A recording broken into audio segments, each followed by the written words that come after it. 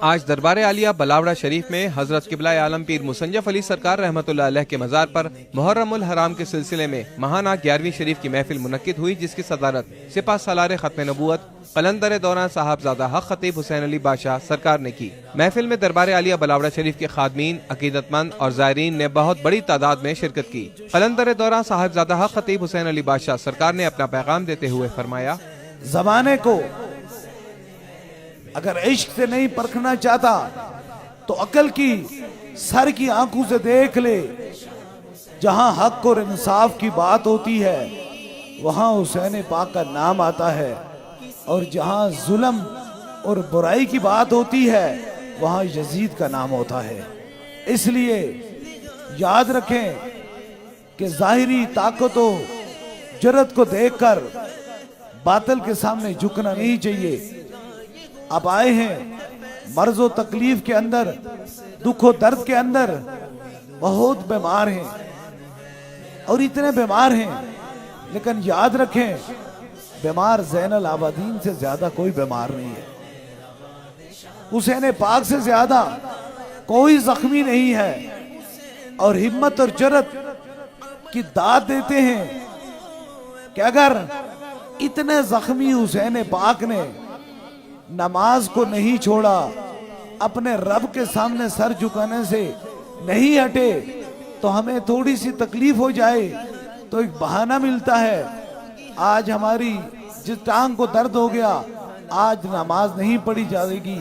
اس لیے اگر حسین پاک نے بغیر پانی، بغیر کسی مسلح کے اپنا سر خدا کی بارگاہ میں جھکا لیا، تو یاد رکھیں کہ حسین پاک ہمیں یہ پیغام دے کے چلے گئے کہ تمہاری کامیابی صرف تمہارے اپنے رب کے سامنے جھکنے میں ہی ہے۔ اس لیے اولیاء اللہ کے جو دربار ہوتے ہیں، آستانے ہوتے ہیں، وہاں خدا کے جھکنے کا پیغام پہلے سنایا جاتا ہے، نماز کا پہلے پیغام سنایا جاتا ہے۔ اس لیے آپ آئے ہیں، انشاءاللہ تعالی جو مزید شہدائے کربلا پہ بات ہوگی انشاءاللہ تعالی، وہ 29 تاریخ کو بریڈ فورڈ میں عالمی شہدائے کربلا کانفرنس ہوگی، اس میں سنیں گے حسین پاک کیا تھے، حسین کیا تھے۔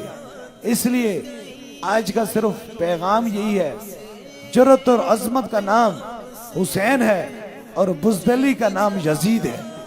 محفل کے اختتام پر سرکار جی نے آنے والے زائرین کو دم فرمایا اور 10 محرم الحرام کے وسیلے سے خصوصی دعا فرمائی۔ اس کے بعد سرکار جی نے لاہور میں منعقد ماہانہ 11ویں شریف سے بذریعہ اسکائپ خطاب اور دم فرمایا اور دعا فرمائی۔